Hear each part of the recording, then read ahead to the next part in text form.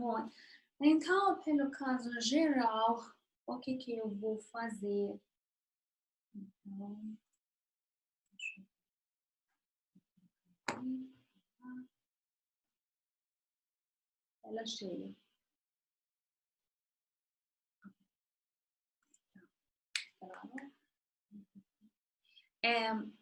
Vamos considerar um caso geral. Então, a ideia é assim. Temos uma função qualquer, uma função contínua, por exemplo, assim, não necessariamente crescente nem decrescente, é uma função qualquer, mas contínua.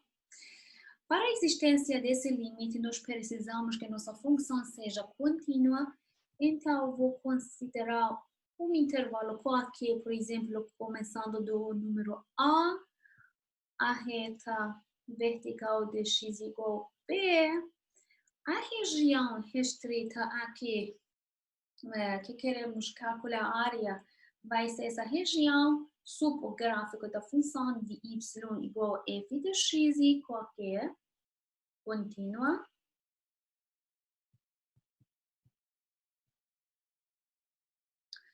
Então, gostaríamos de calcular A.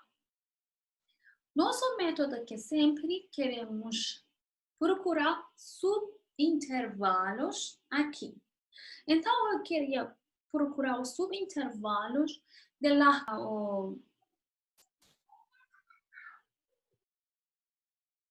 a largura dos intervalos de b menos a dividido por n. Então, isto vai me dar a largura de n divisão, n subintervalos, aqui, neste gráfico da função. Então, eu vou considerar esses n subintervalos, cada um com essa largura. Eu vou denotar essa largura como largura de delta, como largura de delta de x. Eu vou denotar assim. O que significa isso? Significando que eu vou considerar aqui x1, x2, x3, etc. Por exemplo, xi menos 1.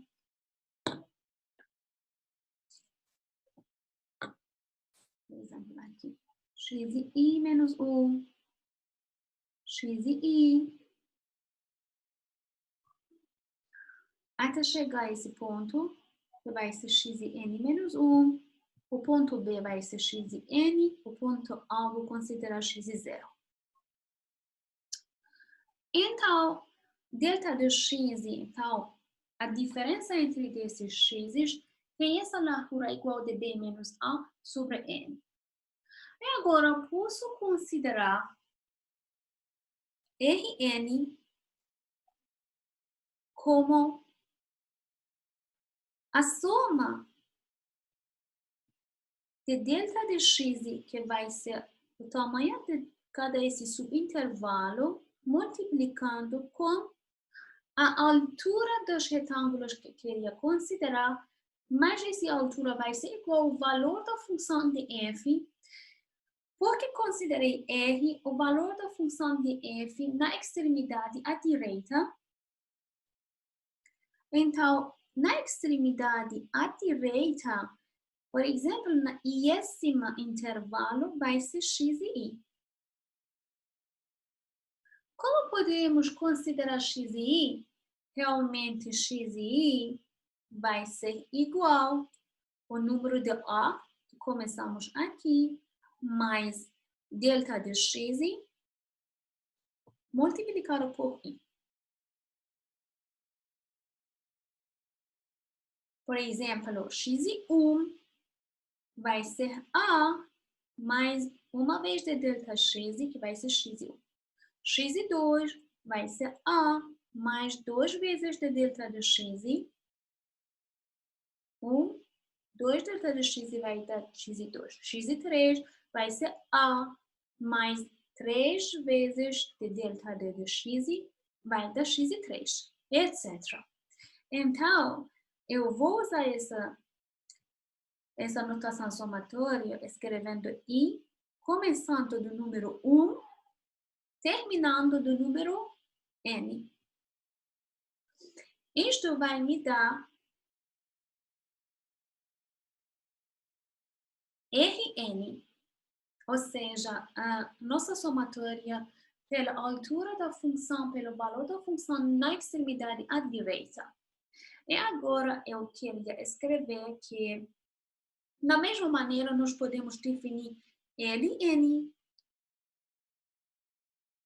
como a somatória, essa vez de novo, todos esses subintervalos têm a mesma largura delta de x, multiplicando por f, mas essa vez eu queria considerar os pontos na extremidade à esquerda em cada intervalo. Por exemplo, nesse intervalo aqui, o ponto na extremidade à esquerda é o ponto de x menos 1.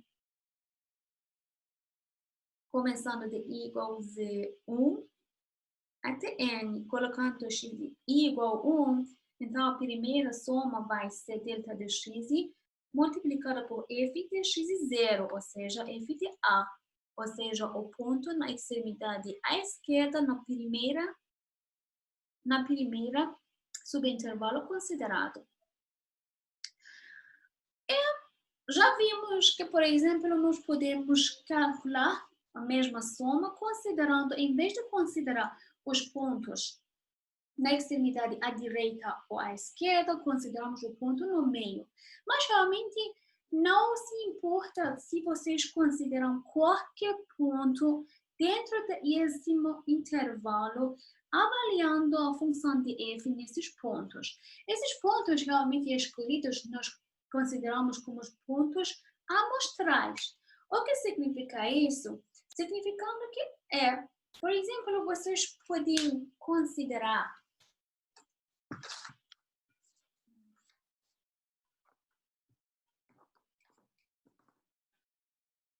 em vez dos pontos nas extremidades à direita ou à esquerda, só considerem, por exemplo, um ponto x, eu vou dizer x1 estrela. No primeiro intervalo, eu vou só considerar essa altura para a primeira retângulo aproximante aqui. Vou fazer uma reta horizontal na mesma largura da nossos subintervalos. Vou considerar, então, o retângulo assim, com a altura de x1 estrela. Em cada um desses, só a importância que vocês podem, por exemplo, considerar um x aqui, que não é no meio, não é na extremidade à direita ou à esquerda. Qualquer ponto que vocês considerem dentro do décimo intervalo, denotamos com x e i estrela, vão se chamar os pontos amostral. Então, consideramos o retângulo correspondente da altura da função no x e estrela, consideramos o retângulo correspondente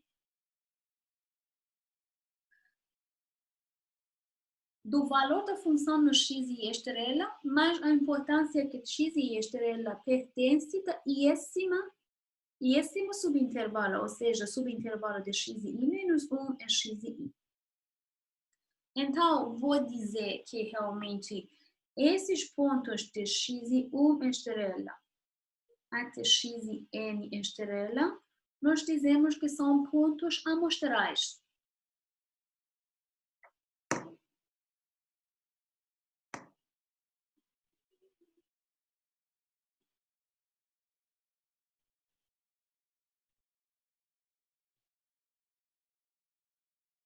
Esses pontos amostrais vão determinar outra soma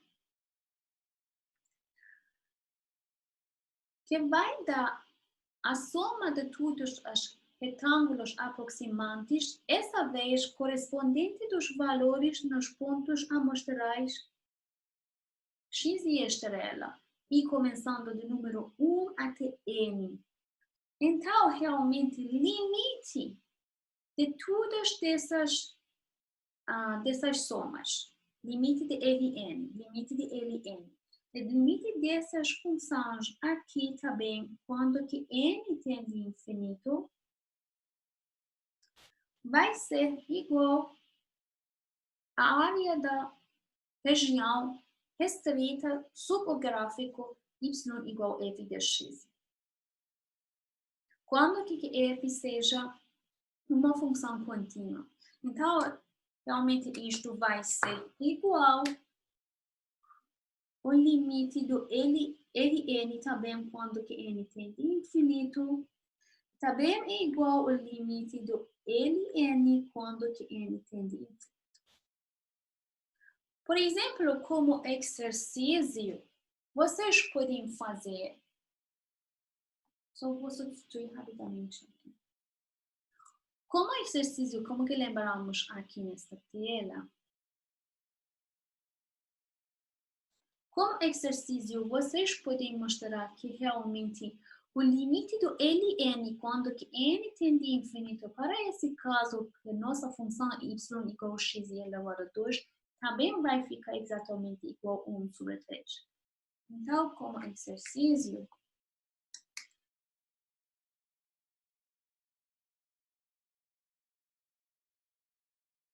da mesma maneira, vocês podem mostrar que esse é o limite do Ln quando que n tende a infinito.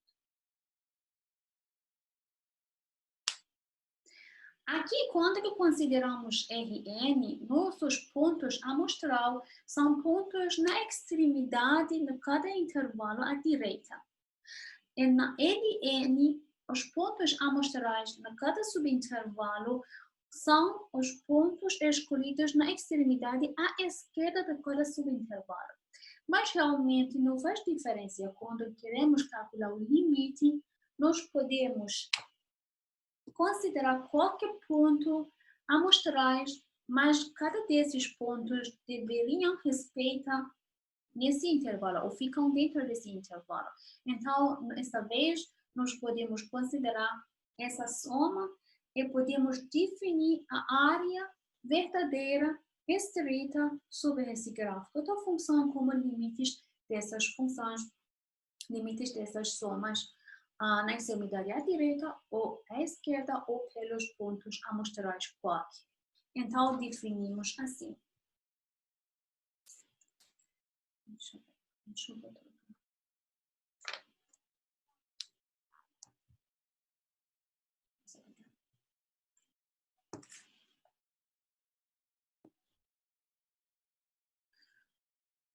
Então, a definição.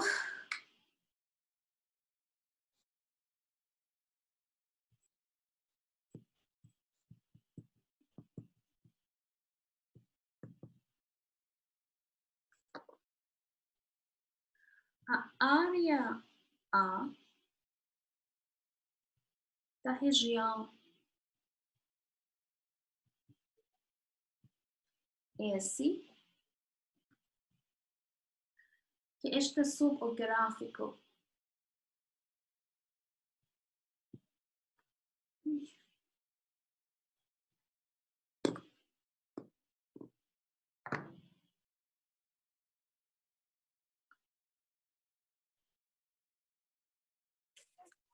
Acordou?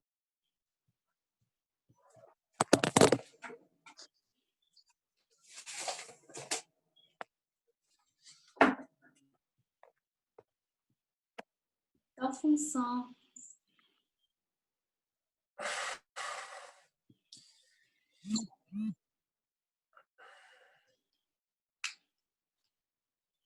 contínua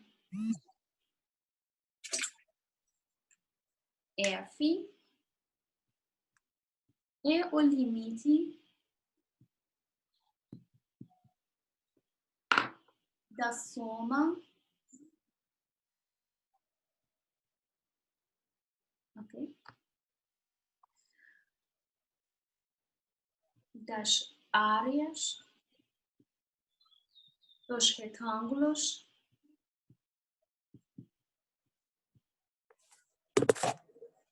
aproximantes.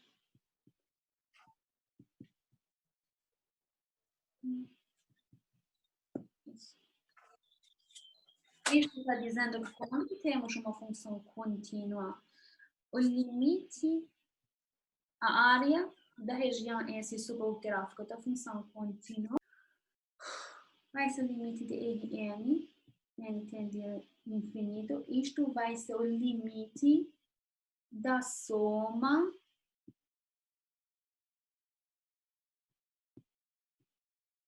das áreas que são esses. Esses são áreas de retângulos aproximantes de 1 até n, ou seja, fica igual ao limite de Ln quando que n tende a infinito, ou seja, o limite da soma das áreas retângulas aproximantes, essa vez excluindo xi menos 1, ou como limite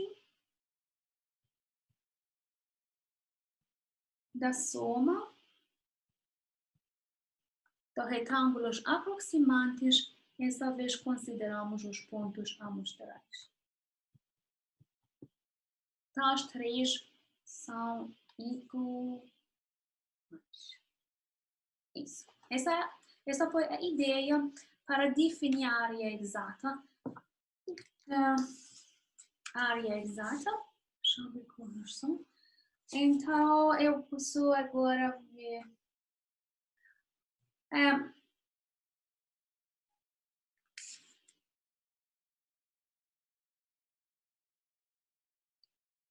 Ok.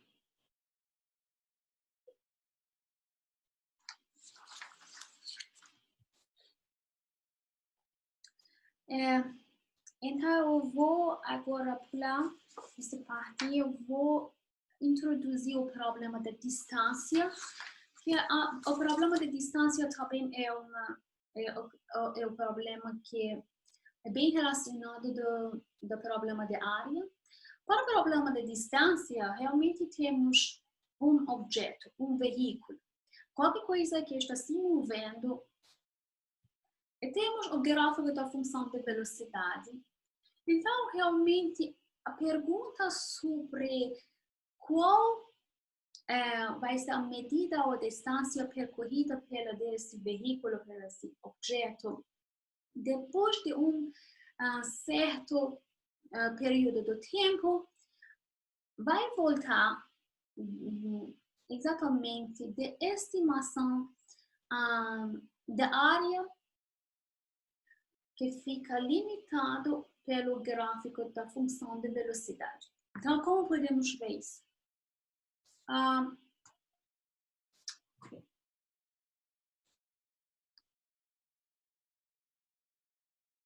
Só antes disso, deixa eu ver se alguém quer entrar.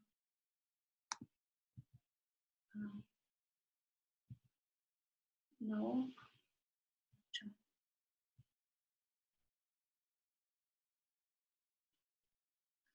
Ok.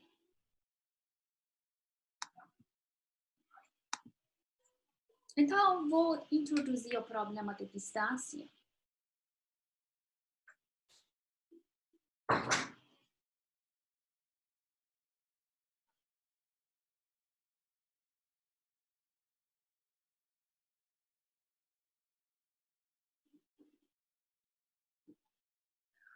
Vamos supor que temos um objeto que está se movendo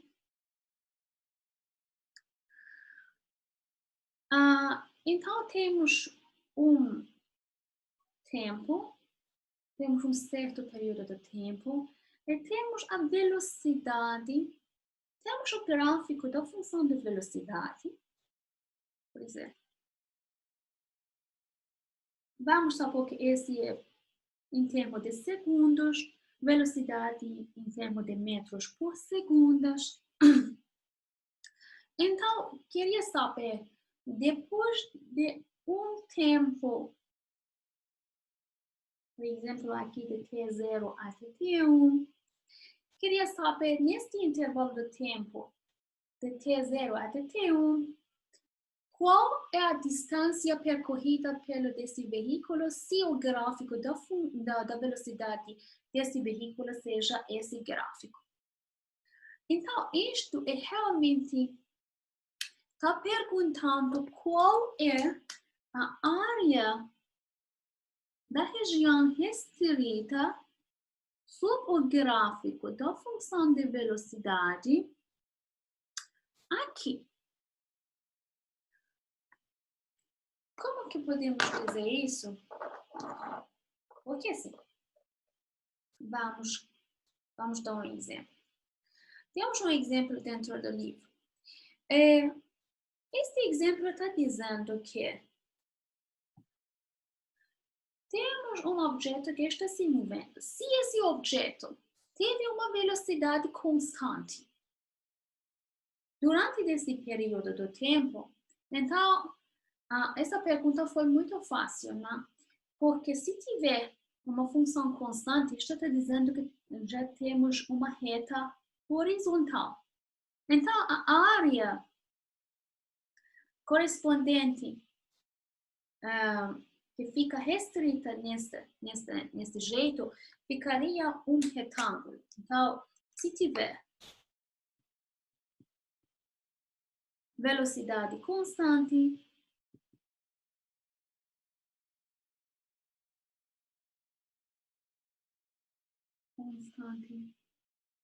então, isto estava dizendo que já temos uma reta y igual a V0, por exemplo, ou V. Então, esta área de T0 até T1 ficaria igual de um retângulo que estava dizendo que esse retângulo, a área restrita sob o gráfico dessa função era um retângulo que nós dizer que a distância D deveria ser igual à multiplicação da largura, ou seja, T1 menos T0, que é o tempo percorrido, multiplicado por V, a velocidade constante. Então, isto vai dar por metros, por exemplo, vai dar a área restrita pelo desse gráfico da função, vai ser a área desse retângulo. Então, foi uma pergunta fácil, né?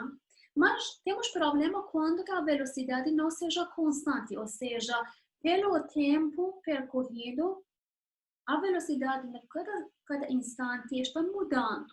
Então, como podemos estimar a distância percorrida pelo desse objeto?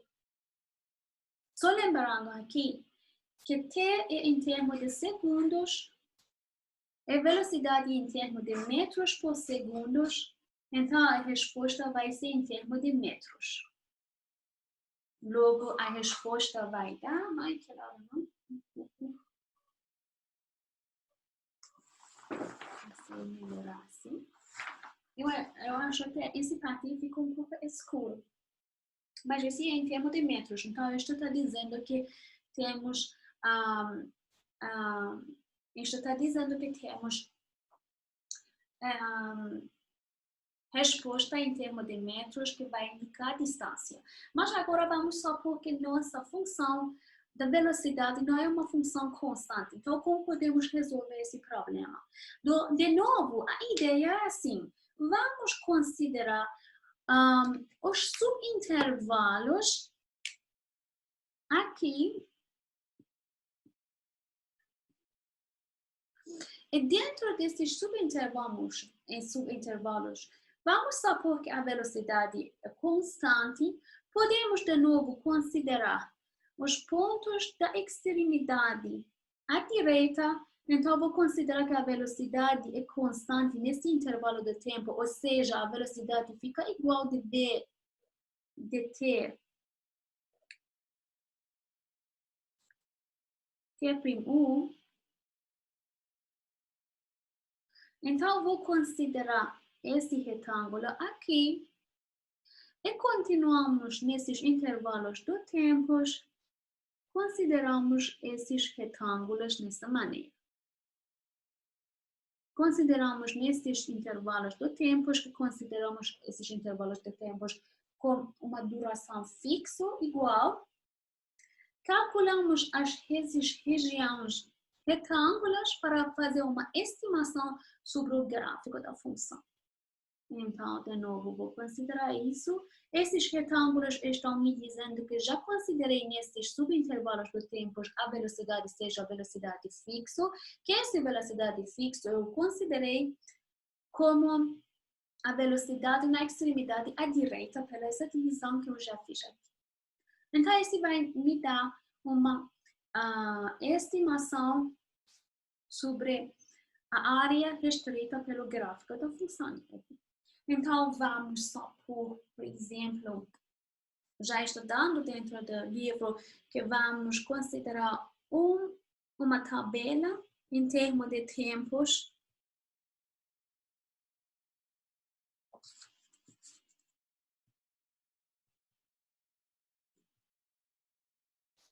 Em termos de velocidade.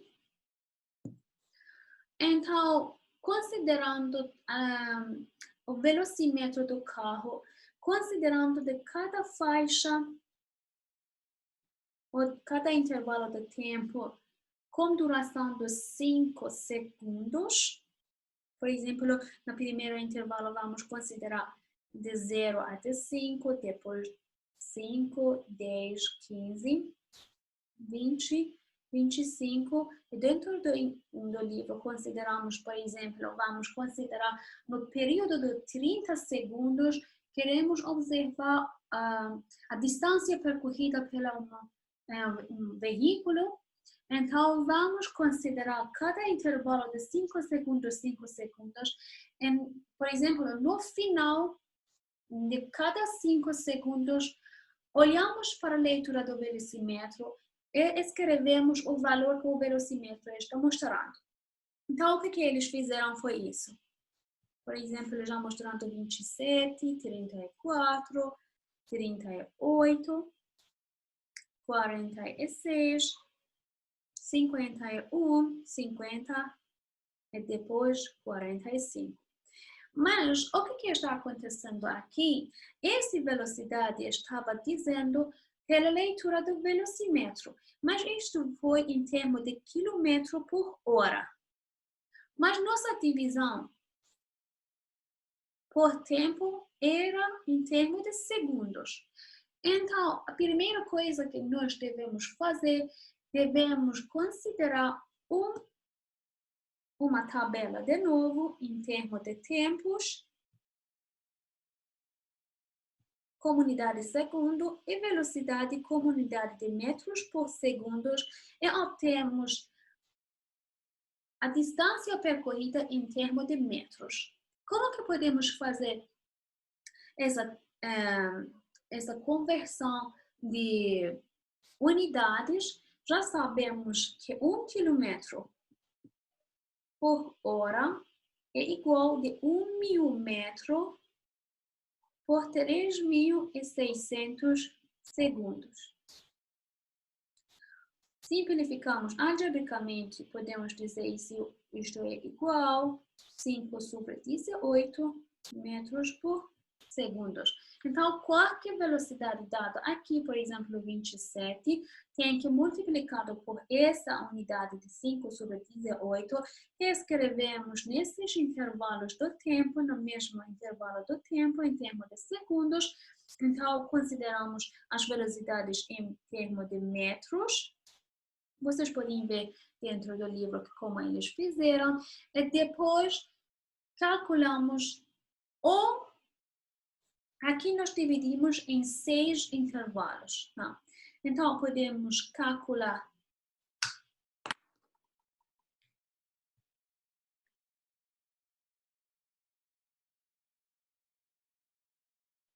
onde posso escrever? Podemos calcular R6. Vou escrever. Podemos calcular R6, podemos calcular L6. E pelo desses valores, nós podemos dar uma estimação. Então,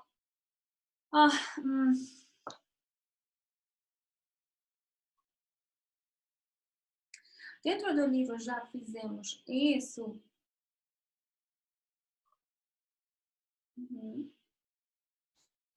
Dentro do livro já calculou, por exemplo, L6 ficou igual a 342 metros. E R6 fica igual a 367 metros. Então, uma calculação. Então, vocês podem calcular. A calculação vai ser igual. Da mesma maneira, consideramos a soma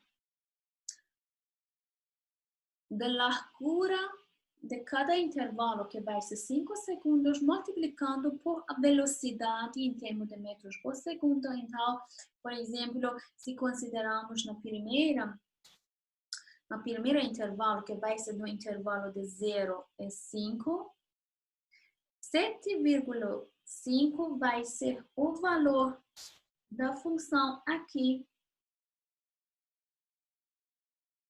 Este é 7,5. Então, a largura que seja 5 é o valor da função, que é 7,5, a multiplicação deles vai dar essa área desse retângulo. Então, somando todos esses intervalos, no final vai dar R6. Da mesma maneira, quando consideramos L6, tem que considerar os pontos na extremidade à esquerda. Então, consideramos essa altura e consideramos esses retângulos. Então, podemos ver quando que diminuímos o intervalo do tempo, podemos calcular a distância percorrida com mais, como se chama, acuidade. Fica mais precisa. O valor obtido fica mais precisa. Por exemplo, podemos diminuir o intervalo do tempo em vez de 5 segundos. Por exemplo, consideramos cada 2 segundos. Então, a quantidade dos intervalos aumenta. A nossa estimação para a distância percorrida fica mais precisa. Logo, esses problemas da distância também é bem relacionado do problema da área. Realmente vai ser a área restrita pelo gráfico da função velocidade. Então, eu vou parar aqui. Vocês podem ver os exercícios dentro da seção 5.1. Então, nesta seção, eu vou deixar para vocês exercícios. Tem poucos exercícios, mas só para pegar os conceitos. Por exemplo, se tiver uma função crescente e decrescente, como vai ser o comportamento das estimativas inferiores, superiores das estimativas na extremidade direita à esquerda, ou quando consideramos os pontos amostrais, ficam pontos médios do intervalo. Então, são alguns exercícios da seção 5.1. Exercício número 1, número 2.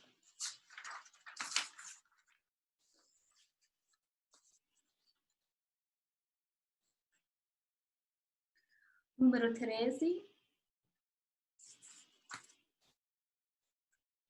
Número 19. 22, 23.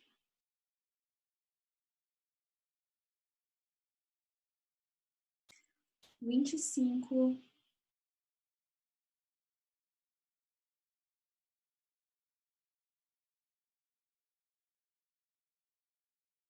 30.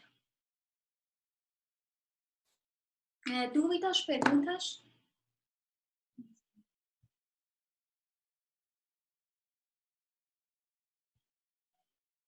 Ok. Desculpa hoje. Fiquei com problema com o sistema, então a aula fica um pouco instável, mas enfim. Espero que deu para todo mundo entender o conceito, pelo menos o conceito da sessão. Então, continuamos na sexta-feira. Continuamos sobre o assunto dos integrais. Então, boa sorte. Eu vou fazer esta aqui. Ok.